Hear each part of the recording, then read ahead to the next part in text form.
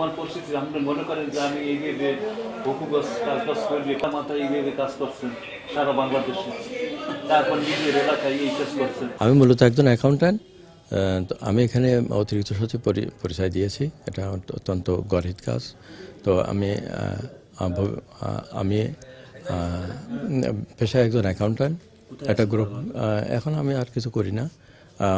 ব্যক্তিগতভাবে কিছু ট্যাক্স এবং ভ্যাটের কাজকর্ম করি।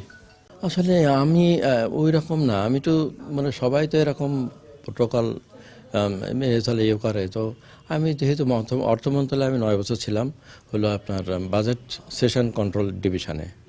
তো সেই হিসেবে ওদের সাথে আমরা দেখছি ওদের জীবনটা ওরকম ছিল।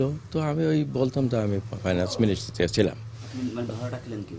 আমি আজকে যে মূলত অতিরিক্ত সচিব পরিচয়, এটা প্রতারণার মধ্যেই পড়ে।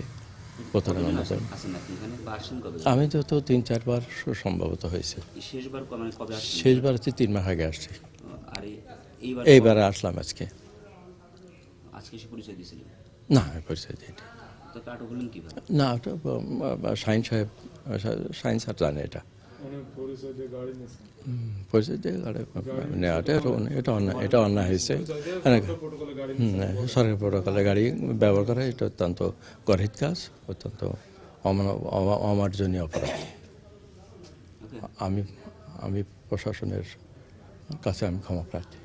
ম্যাক্স, দেশের সবচেয়ে শক্তিশালী 52.5 এন গ্রেডের পিসিসি সিমেন্ট।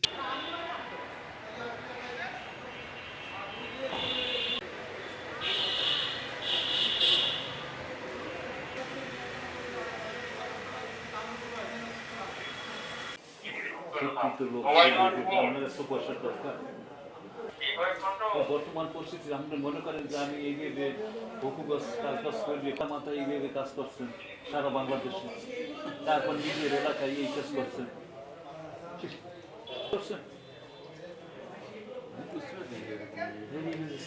আপনি যে বাটপার একজন কুখ্যাত, কিন্তু আমি তো ভয়ানক। আপনার বাড়ি মনিরপুর, এখানে আপনি যশোরে আসছেন, পরিচিত মানুষ আপনার, আর আপনি এখানে আইছেন সে স্বরাষ্ট্র সচিব, ভালো কাজ এমন পরিচয়।